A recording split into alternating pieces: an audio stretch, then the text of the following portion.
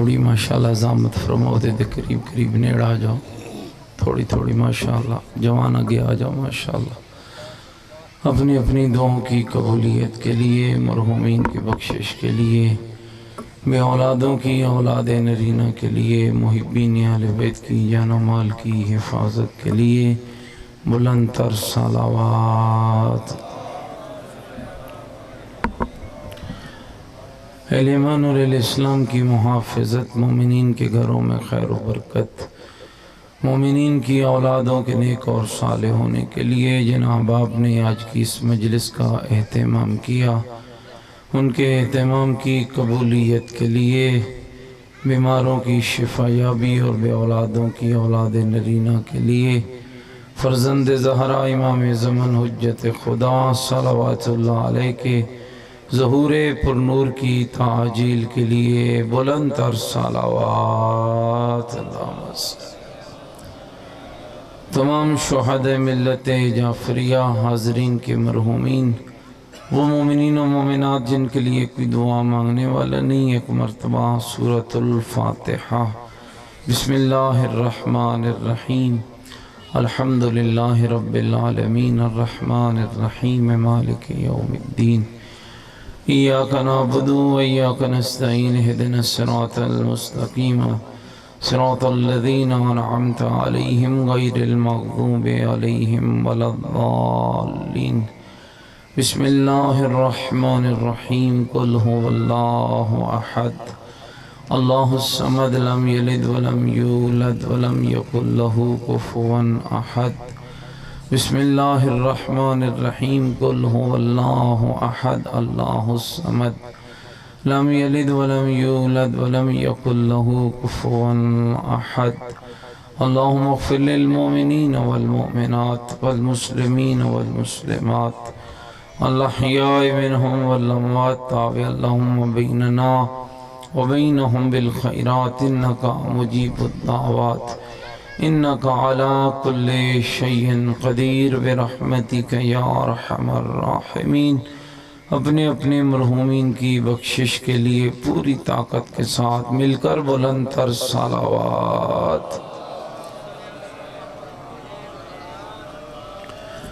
ماشاءاللہ لا حول ولا قوة الا باللہ العلی العظیم. اعوذ باللہ من الشیطان الرجیم. بسم اللہ الرحمن الرحیم. الحمدللہ رب العالمین والعاقبۃ للمتقین والنار للمنافقین.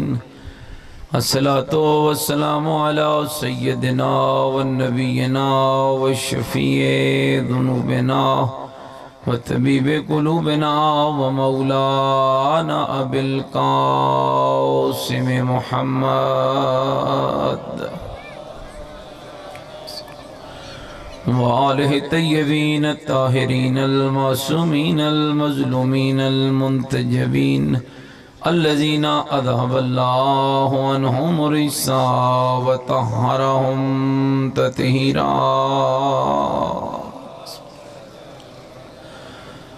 ورحمت اللہ علی احبابہم وشیعتہم وموالیہم ومحبیہم اجمعین. ولعنت اللہ علی اعدائہم ملعونین. اما بعد فقد قال الحکیم فی القرآن المجید وقولہ الحق وهو اصدق القائلین. بسم اللہ الرحمن الرحیم. لئن شکرتم لأزیدنکم ولئن کفرتم ان عذابی لشدید. قال الرسول صلی اللہ علیہ وآلہ وسلم ان الحسین مصباح الہدی والسفینۃ النجاة. بلند تر صلوات پڑھے محمد.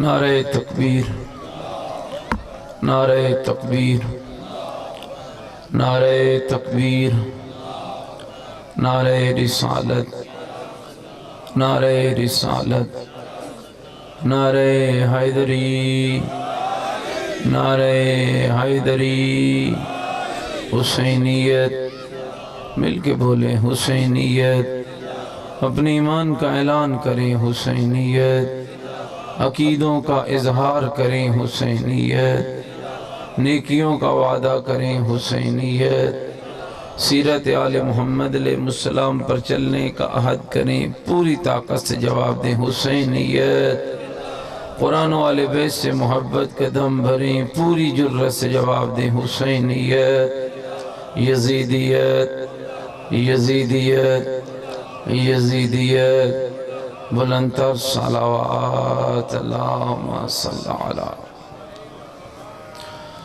میرے صدقہ قابل احترام بزرگوں، عزیز و دوستو، لائق حمد ہے وہ ذات جس ذات احدیت نے ہمیں انسان بنایا، مسلمان بنایا اور 14 کا غلام بنایا، اور کتنا مہربان ہے وہ اللہ جس نے اپنے اس بندے پر اتنی بے شمار نعمتیں نازل کی کہ آواز توحید آتی ہے، میرا بندہ تیری سانسیں تھوڑی ہیں، میری نعمتیں زیادہ ہیں۔ ساری زندگی میری نعمتوں کو شمار کرتا رہے، ان تعدوا نعمت اللہ لا تحصوها، تیری ہمت نہیں، تیری وسعت نہیں، تیری طاقت نہیں، ساری دنیا کا پانی سیاہی بن جائے، ساری دنیا کے درخت کلموں میں بدل جائیں، جنہوں انس و ملائکہ میری نعمتوں کو لکھنے پر بیٹھ جائیں، آواز توحید آتی ہے، او بندگان خدا، کلمے ٹوٹ جائیں گی، سیاہی ختم ہو جائے گی، لکھنے والے دم توڑ جائیں گے، لیکن اللہ کی نعمتوں کو شمار نہ کیا جا سکے۔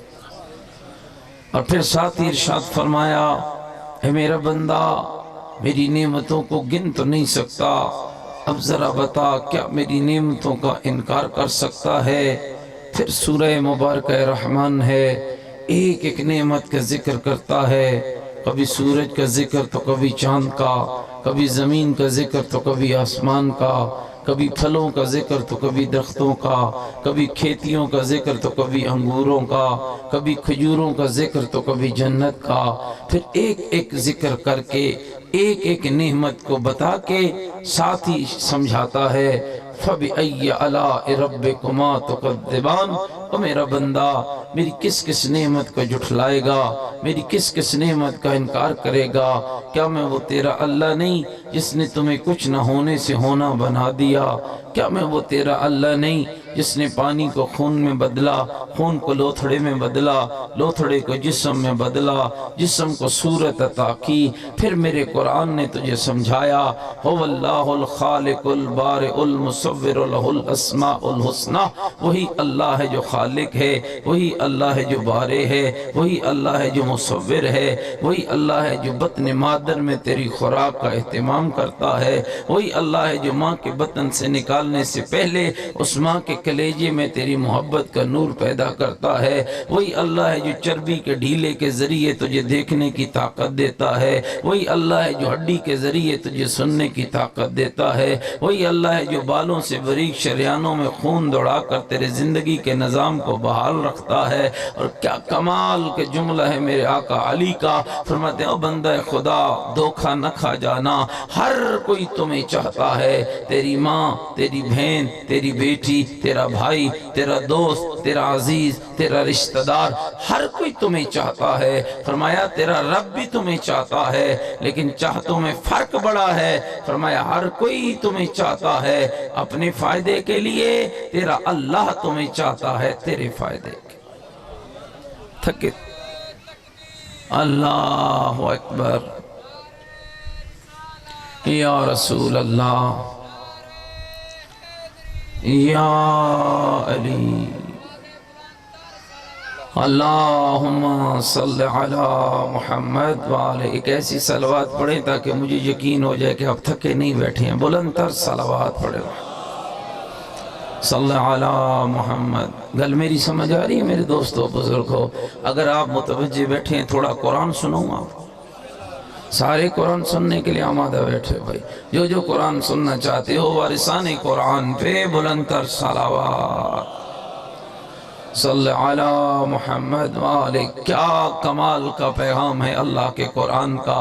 فرماتے ہیں او میرا بندہ مجھے کیوں بھول رہا ہے، کہ تجھے نہیں پتا بسم اللہ الرحمن الرحیم الم نجعل الارض مہادا والجبال اوتادا وخلقناکم ازواجا وبنینا فوقکم سبعا شدادا وانزلنا من المعصرات ماء سجاجا لنخرج به حبا من نباتا۔ او میرا بندہ غور تو کرنا، آسمان کو سیباں بنانے والا کون ہے، زمین کا بچھونا سجانے والا کون ہے، تمہیں جوڑے جوڑے پیدا کرنے والا کون ہے، 7 مضبوط آسمان تیری اوپر بنانے والا کون ہے۔ اور میرا بندہ ذرا غور تو کرنا، آسمان سے مین برسانے والا کون ہے، مین برسا کر تیرے اناج کو تیار کرنے والا کون ہے۔ پھر 20واں پارہ کھولو تو کوئی عجب انداز میں متوجہ کرتا ہے، امن خلق السماوات والارض، بتا تو صحیح زمین اور آسمان کا پیدا کرنے والا کون، وانزل لکم من السماء ماء، آسمان کی بلندیوں سے پانی گرانے والا کون، فانبتنا به حدائق ذات بہجہ، اس پانی کے ذریعے تیری کھیتیاں انگوریاں پیدا کرنے والا کون، ما کان لکم ان تنبتوا شجرہا، اے بندہ تو کیا سمجھتا ہے یہ فصلات تو اگاتا ہے، یہ دانے کو سٹے میں تو بدلتا ہے، یہ پودے کو تو بناتا ہے۔ تو میرا دوست ذرا غور کر لے، ایک مثال دیتا ہوں اپنے بزرگ کو بھی اور دوست کو بھی تاکہ سمجھ آ جائے۔ ایک دانہ زمین میں کاشت کر کے چلے جاتے ہو، زمین تیار کرتے ہو، ڈرل میں دانہ ڈالتے ہو، چنے کی فصل ہو یا گندم کی فصل ہو، چاول کی فصل ہو یا کوئی اور فصل ہو، ایک دانہ ڈرل کے اندر سے نکلتا ہے، زمین کو ہل پھاڑتی ہے، دانہ مٹی کے اندر چلا جاتا ہے، اوپر مٹی کا پردہ آ جاتا ہے، نہ خان کو پتا ہے نہ ملک کو پتا ہے، نہ سید کو پتا ہے نہ سردار کو پتا ہے، دانہ سیدھا گیا ہے کوئی پتہ نہیں ہے، دانہ الٹا گیا ہے کوئی پتہ نہیں ہے، دانہ ٹیڑھا گیا ہے کوئی پتہ نہیں ہے۔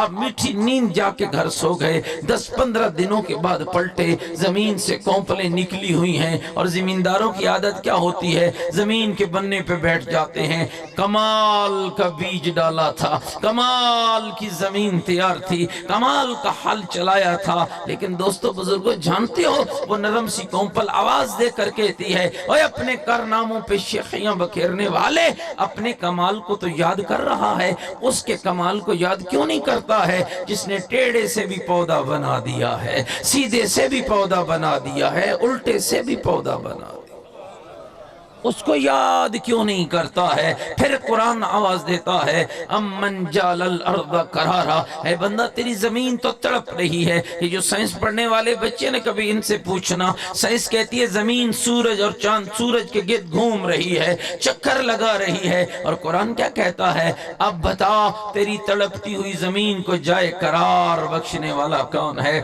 بین البحرین حاجزا، اے 5 مرلے کا ایک پلاٹ ہے، ایک کونے میں کھارا پانی ہے اور دوسرے میں میٹھا، ناراض نہیں تھے بیٹھے ہوئے، ایک میں کھارا پانی اور ایک میں میٹھا پانی ہے۔ قرآن آواز دیتا ہے، اور سوچ تو صحیح نا، کوئی درمیان میں پردہ نہیں لگا۔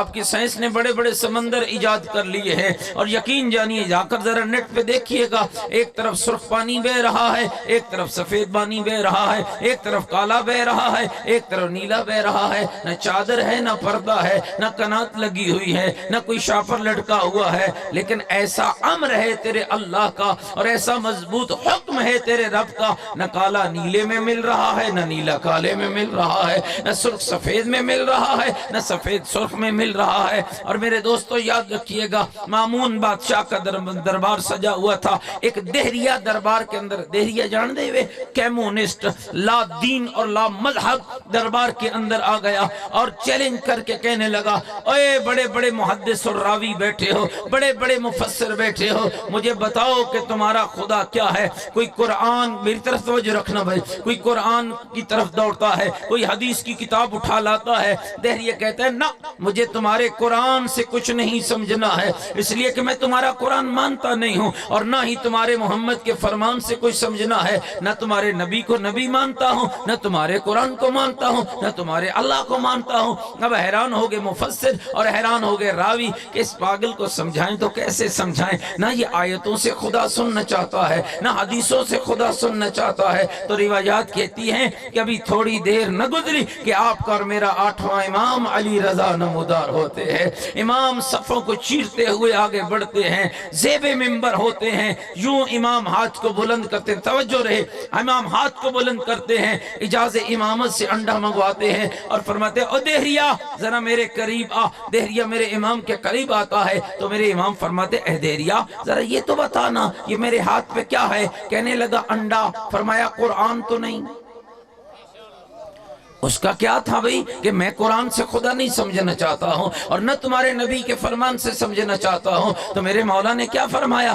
یہ میرے ہاتھ پہ کیا ہے؟ کہنے لگا انڈا ہے۔ انڈا تو سن دیکھا ہوئے بھائی، ہاں دیکھا ہوئے نا، کھانے ہی ہوئے نا، ہاں یہ انڈا ہے۔ امام نے فرمایا یہ قرآن تو نہیں؟ کہنے لگا یہ قرآن نہیں ہے۔ کہا یہ میرے نانا کا فرمان تو نہیں؟ کہنے لگا نہ قرآن ہے نہ آپ کے نانا کا فرمان ہے۔ توجہ رہے، میرے معصوم امام نے فرمایا پھر میرے قریب آ، میں علی رضا تجھے اسی انڈے کے ذریعے بتاؤں کہ میرا خدا کیا ہے، اس انڈے کے ذریعے سمجھاؤں کہ میرا اللہ، تُسے سننا چاہتے ہیں امام دا استدلال بھائی، اس انڈے کے ذریعے بتاؤں کہ میرا رب کون ہے۔ وہ دہریا قریب آ گیا، وہی استدلال میرے امام نے کیا، بین البحرین حاجزہ، دو دریا چل رہے ہیں، یہ اس میں نہیں جا رہا وہ اس میں نہیں جا رہا۔ توجہ رہے ان لفظوں پر۔ امام فرماتے ہیں دہریا اس انڈے کے اندر اس انڈے کے دو چھلکے ہیں، ایک انڈے کا سخت چھلکا ہے، ایک انڈے کا نرم چھلکا ہے، ان دو چھلکوں کے اندر دو دریا جاری ہیں، ایک سونے کا دریا ایک چاندی کا دریا۔ میرے مولا نے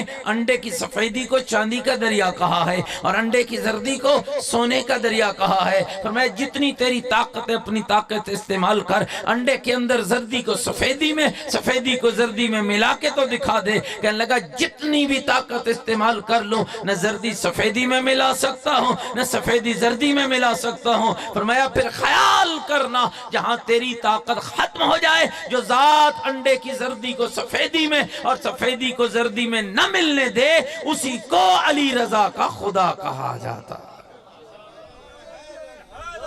یا علی یا علی، میرے امام فرماتے ہیں اے دہریا تجھے پتا ہے اس انڈے سے کیا پیدا ہوتا ہے؟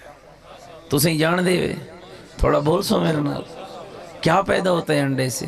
چوزا، پرندہ، یہ جو تیتر پکڑتے ہو نا یہ انڈے سے پیدا ہوتا ہے، یہ جو بھٹیرے کھاتے ہو نا یہ انڈے سے پیدا ہوتا ہے جی، یہ جو مرغی انڈے سے پیدا ہوتی ہے۔ گھبرائے تھے نہیں بیٹھے؟ فرمایا دہریا پتہ ہے اس سے کیا پیدا ہوتا ہے؟ کہ مولا پرندہ۔ امام فرماتے ہیں تجھے پرندے کے بدن کی اجزاء کا علم ہے؟ کہ بالکل ہے۔ امام فرماتے ہیں پھر گن۔ کہنے لگا مولا پرندہ وہ ہوتا ہے جس کی چونچ ہوتی ہیں، آنکھیں ہوتی ہیں، سر ہوتا ہے، پر ہوتا ہے، داڑھ ہوتا ہے، گوشت ہوتا ہے، ہڈیاں ہوتی ہیں، آنتیں ہوتی ہیں، خون ہوتا ہے۔ امام فرماتے ہیں کہ تیرے علم کے اندر ہے کہ پرندے کی چونچ انڈے کے کس مادے سے بنتی ہے؟ زردی سے بنتی ہے یا سفیدی سے بنتی ہے؟ سر کس مادے سے بنتا ہے؟ دھڑ کس مادے سے بنتا ہے؟ گوشت کس مادے سے بنتا ہے؟ ہڈیاں کس مادے سے بنتی ہیں؟ خون کس مادے سے بنتا ہے؟ کہنے لگا مجھے کوئی پتہ نہیں ہے۔ فرمایا پھر یاد رکھنا جہاں تیرا علم ختم ہو جائے، جو ذات انڈے کے کسی مادے سے چونچ بنا دے، کسی سے آنکھیں بنا دے، کسی سے سر بنا دے، کسی سے دھڑ بنا دے، کسی سے گوشت بنا دے، کسی سے خون بنا دے، پھر روح ڈال کر جیتا جاگتا پرندہ ہوا میں اڑا دے، اسی کو علی رضا کا خدا کہا جاتا۔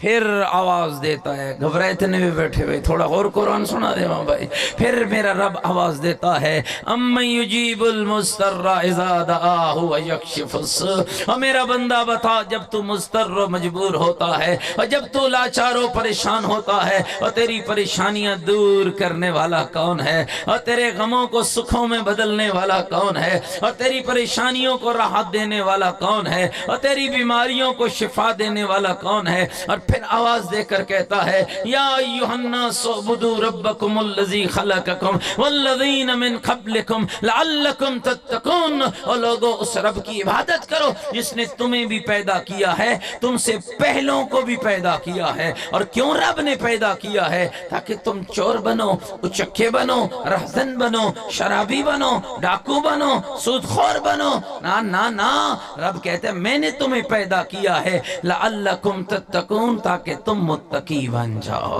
تاکہ تم متقی بن جاؤ۔ اور اگر متقی بننے کا ارادہ ہو نا، پھر قرآن نے اور بھی خوبصورت انعامات سے نوازا ہے، کہا اے میرا بندہ متقی بننا تیرا کام ہے۔ ابھی آپ حاجی صاحب سے جنت و جہنم سن رہے تھے نا، چلو میں جہنم کی طرف تو نہیں جاتا ہوں، تھوڑا میں بھی جنت پہ بات کر لیتا ہوں۔ میرا رب کہہ رہا ہے متقی بننا تیرا کام ہے، تقوی تیرے لیے ہے۔ کیا کون سا شخص آپ میں ایسا بیٹھا ہے جو کہ مجھے عزت کی ضرورت نہیں ہے؟ کون ہے آپ میں ایسا جس کو عزت نہیں چاہیے؟ یاد رکھنا میرے دوستو، یہ دنیا کی عزت نہیں ہے، اصل عزت وہ ہے جو اس کے گھر میں مل جائے، اصل عزت وہ ہے جو اس کی بارگاہ میں مل جائے۔ سورہ حجرات میں کلیہ بیان کر رہا ہے، انا خلقناکم من ذکر و انثی وجعلناکم شعوبا و قبائل۔ کوئی شاہ ہے یا گدا ہے، کالا ہے یا گورا ہے، عربی ہے یا عجمی ہے، امیر ہے یا غریب ہے، اعلیٰ ہے یا ادنا ہے، ہم نے ہر ایک کو مرد اور عورت سے پیدا کیا ہے۔ وجعلناکم شعوبا و قبائل،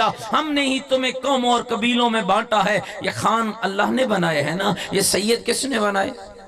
سارے مل کے بولو بھائی، یہ بڑوال کس نے بنائے؟ یہ ملک کس نے بنائے؟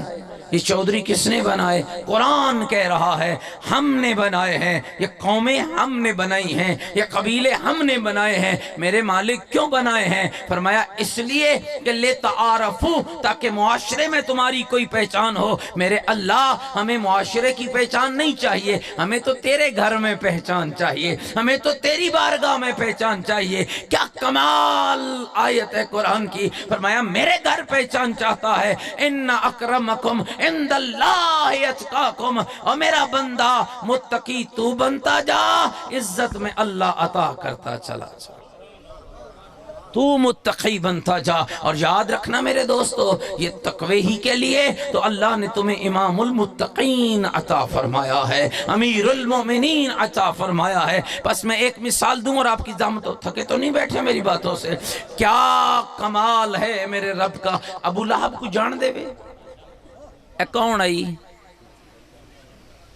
اے کڑے خاندان دا بندہ آئی؟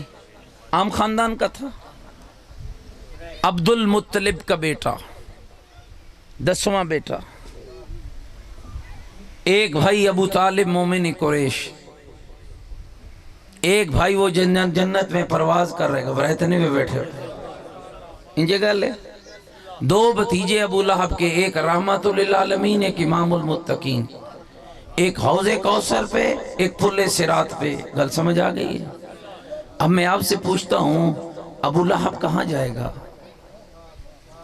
ایڈی بڑے خاندان دا بندہ، کر سکتے ہو انکار کہ وہ جہنم میں نہیں جائے گا؟ کہہ سکتے ہو؟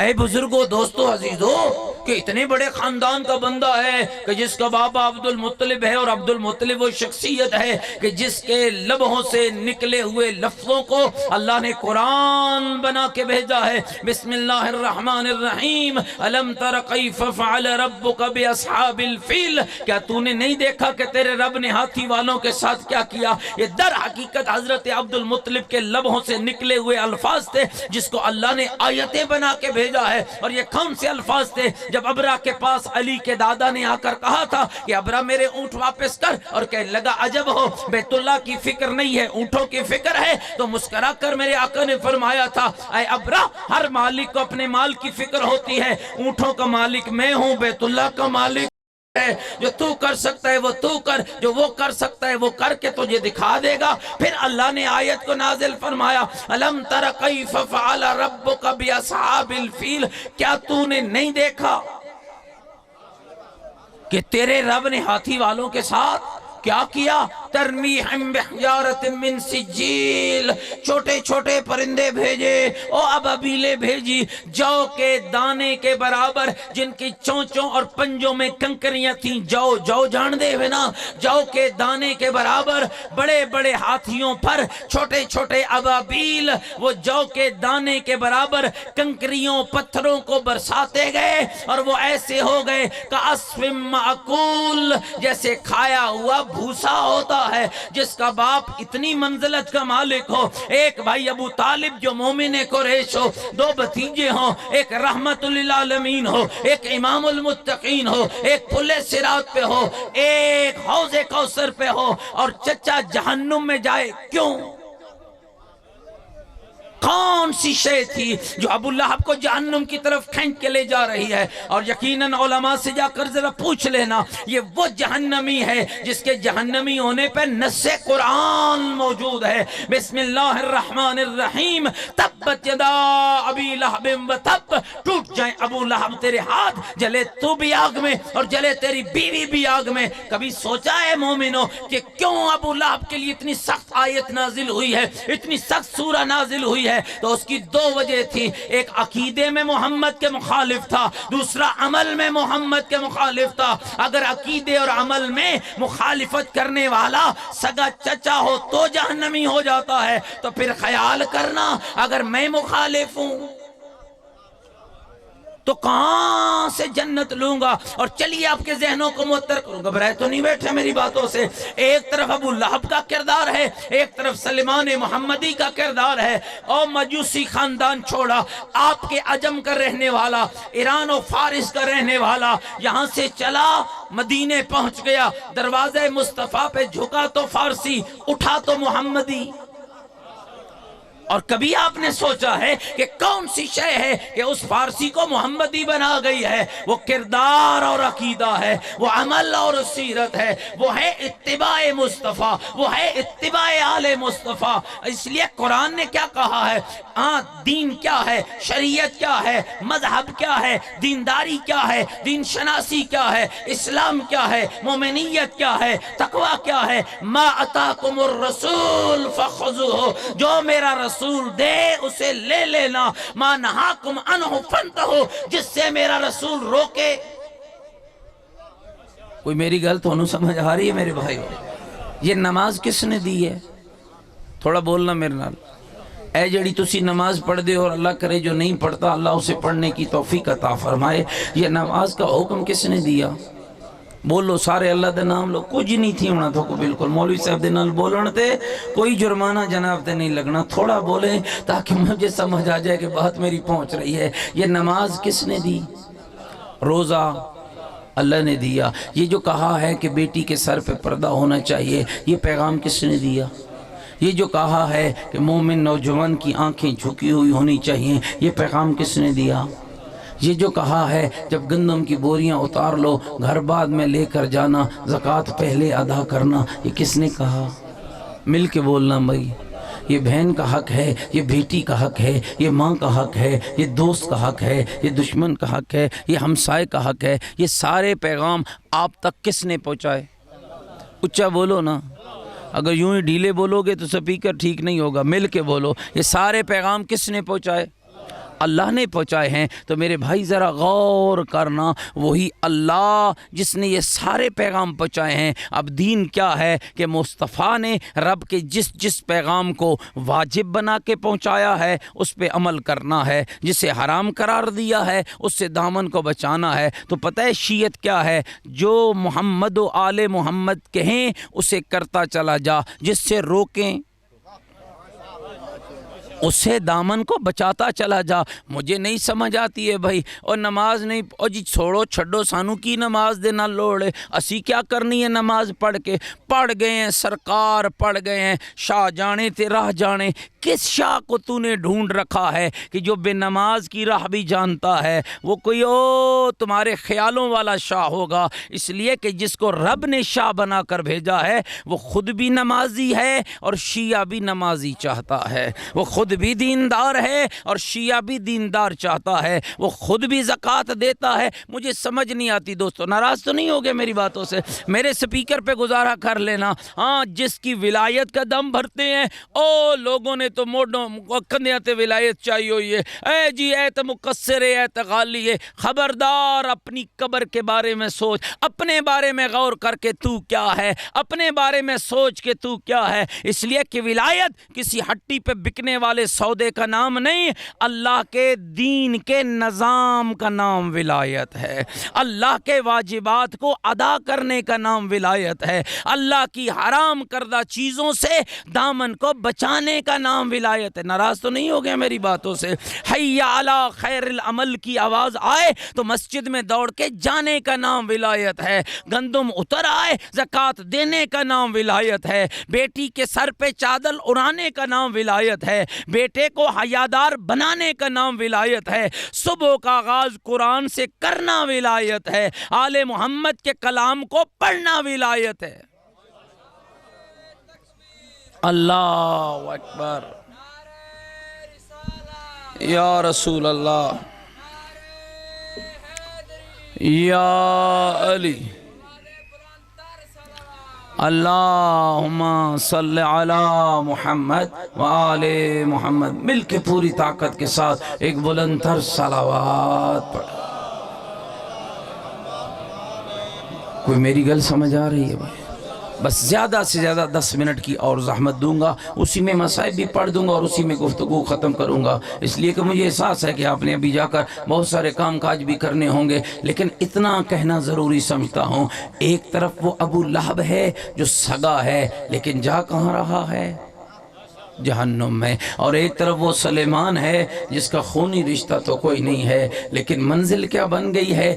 جھکا ہے تو فارسی ہے، اٹھا ہے تو محمدی ہے. اور آؤ آپ کے ذوق سماعت کو بلند کرنے کے لیے ایک اور خوبصورت جملہ سناتا ہوں. کچھ لوگوں نے رسول اللہ کے حجرے کے باہر حضرت سلیمان کو پکڑ لیا اور پکڑ کے کہنے لگے، اے سلیمان پتہ ہے تیری ماں کون ہے؟ پتہ ہے تیرا باپ کون ہے؟ اور دوستو یہ آپ کے معاشرے کی سب سے بڑی خرابی ہے، جب کسی جاہل کا کوئی اور بس نہیں چلتا ہے تو پھر کبھی ماں کے شریفوں کی ماں پہ حملہ کرتا ہے، کبھی شریفوں کے باپ پہ حملہ کرتا ہے، اور یہ نہیں پتا ہوتا کہ میں کس جاہل گود سے پیدا ہو کے آ رہا ہوں اور کس جاہل گھرانے کی پیداوار ہوں. اور کہتے ہیں جی اس دا پیو تے ساڈا کم کردہ ہے. اگر تمہارا کام بھی اس کا باپ کرتا تھا تو کوئی جرم تو نہیں کرتا تھا نا، مزدوری کرتا تھا. اور اگر مزدوری کر کے بیٹے کو محمد کا دین پڑھا دے تو جرم کیا ہے؟ اگر بندہ مزدوری کر کے، یہی تھا عرب والوں کا لہجہ اور یہی تھا عرب والوں کا انداز کہ کہنے لگے او سلیمان پتہ ہے کہ تیری ماں کون ہے اور تیرا باپ کون ہے؟ توجہ رکھنا بھائی، پتہ ہے تیری ماں کون ہے اور تیرا باپ کون ہے؟ دوستو کوئی لہجے میں تلخی نہیں ہے، کوئی چہرے پہ پریشانی نہیں ہے. مسکرا کے کہنے لگے عرب والو انا ابن الاسلام، جب سے محمد کا کلمہ پڑھا ہے میری ماں بھی اسلام ہے، میرا باپ بھی اسلام ہے. میری ماں بھی اسلام ہے، میرا باپ بھی اسلام ہے.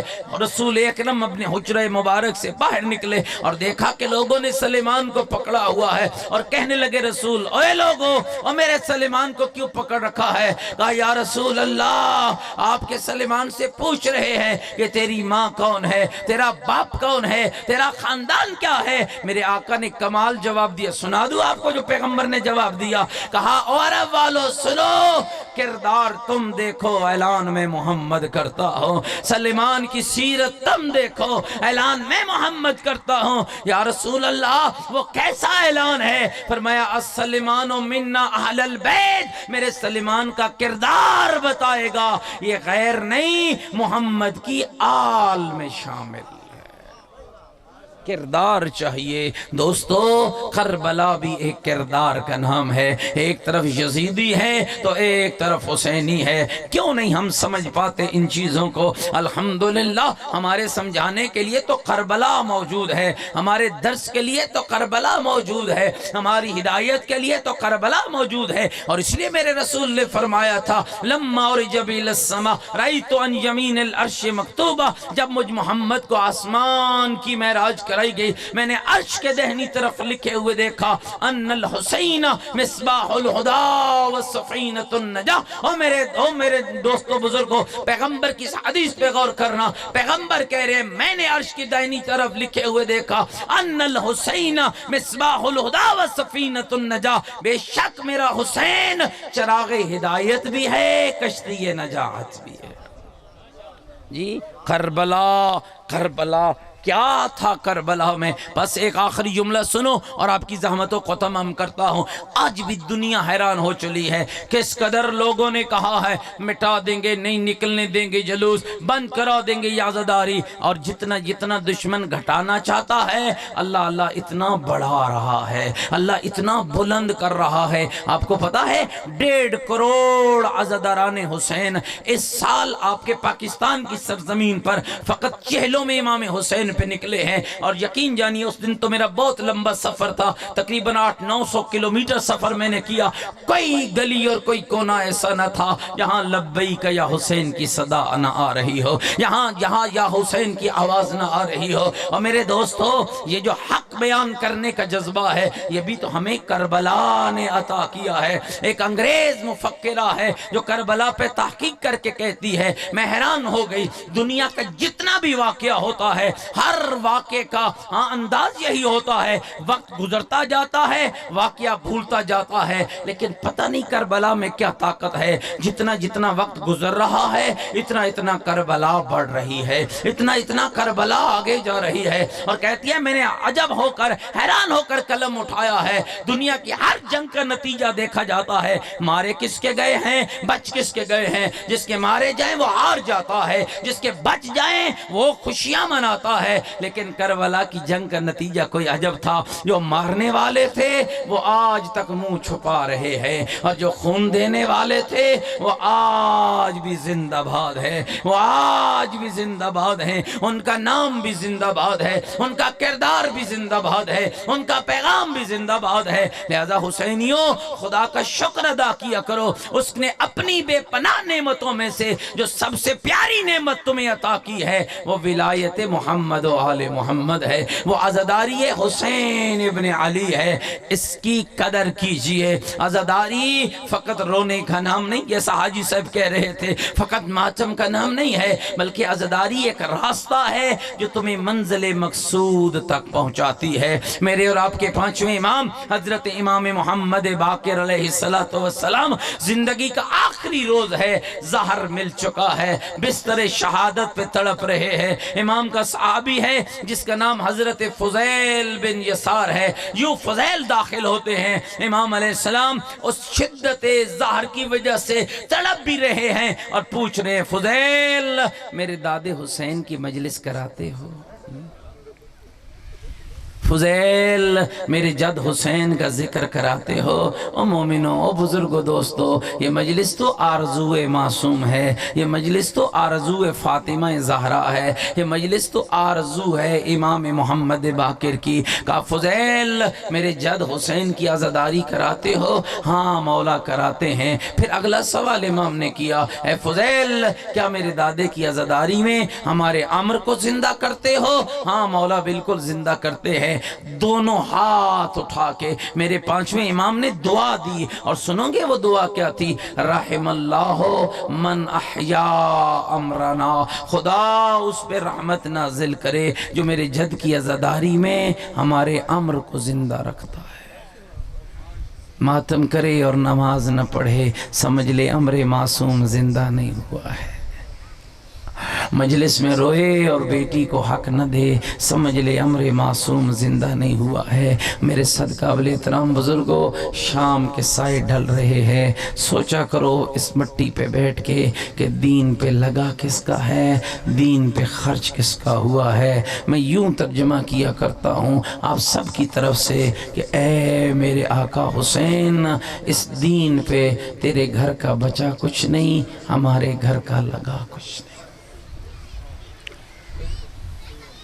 سوچا کرو ذرا تنہائی میں بیٹھ کر کس کی بیٹی بازار گئی, سوچا کرو کس کے جوان مارے گئے, سوچا کرو تنہائی میں بیٹھ کر کیا عام پردہ دار تھی بی بی زینب کبریٰ, آج 24 سفر ہے نا، یقیناً چہلم کی مجلس کرا رہے ہو. کیا عام پردہ تھی فاطمہ بنت الحسین؟ کیا عام پردہ تھی سقینہ بنت الحسین؟ کیا عام پردہ تھی بی بی لیلہ، بی بی ربا، بی بی ام فرما؟ اے عام بیبیاں تھی عزادارو؟ نہیں نہیں. امام سجاد کے کانوں میں جب شب عاشور امام کی آنکھ کھلی اور غشی سے افاقہ ہوا اور امام کے کانوں میں آواز آئی نا قرآن کی، کہا بابا یہ میرے آپ کے اصحاب کی آواز نہیں ہے. کہا انہی کی ہے بابا. میں آپ کے اصحاب کی آواز کیا کر رہے تھے؟ اصحاب قرآن پڑھ رہے تھے.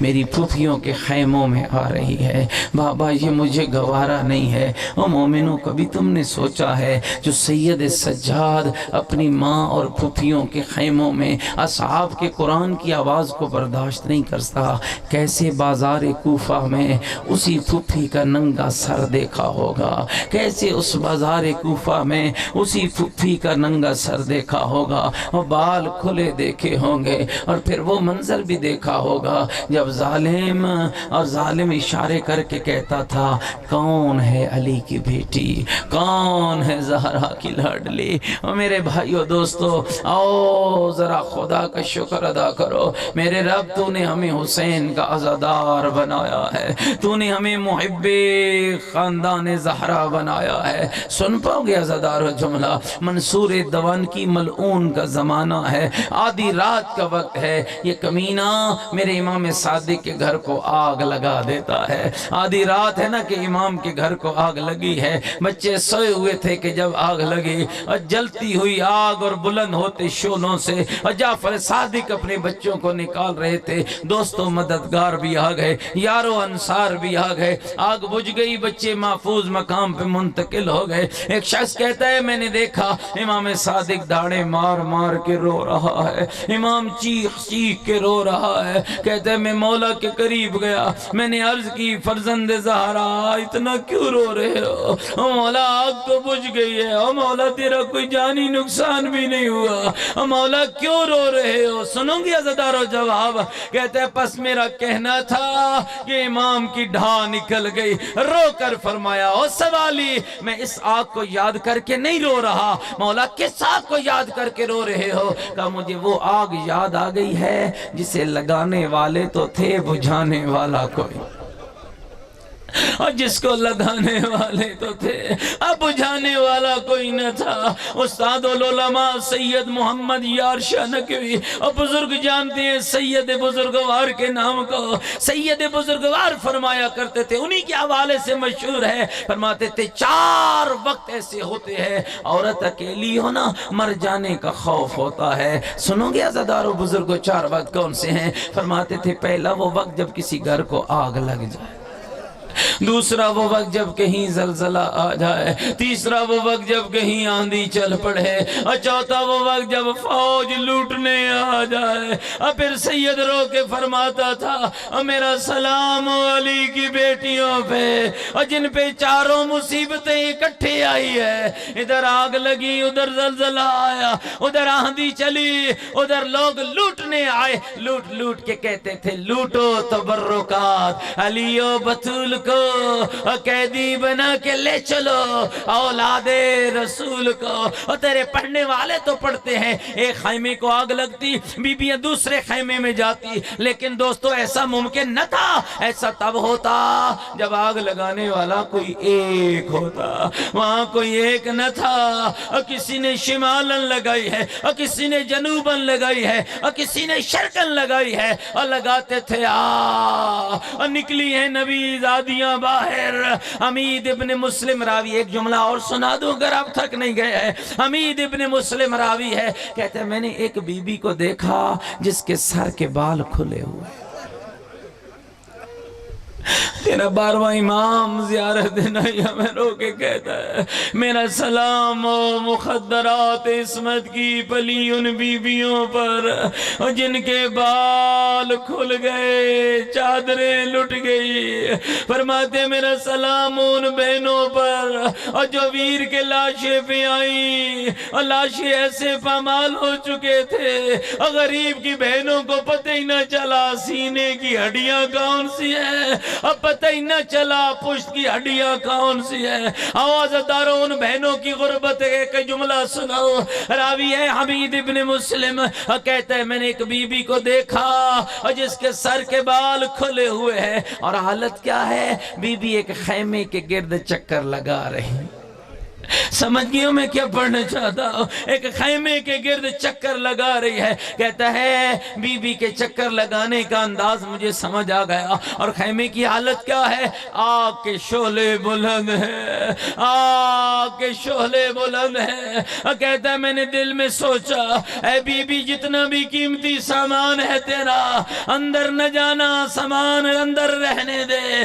کہا بھی میری سوچیں ختم نہ ہوئی. بی بی دوڑتی ہوئی خیمے میں گئی اور جب باہر نکلی کمر جھکی ہوئی تھی اور پشت پہ ایک جوان تھا اور جسے ریتے کربلا پہ لٹایا اور شانوں کو ہلایا اور ہلا ہلا کر کہا سجاد آنکھیں کھول میری چادر لٹ گئی ہے, سجاد میرا پردہ لٹ گیا, سجاد میری چادر لٹ گئی.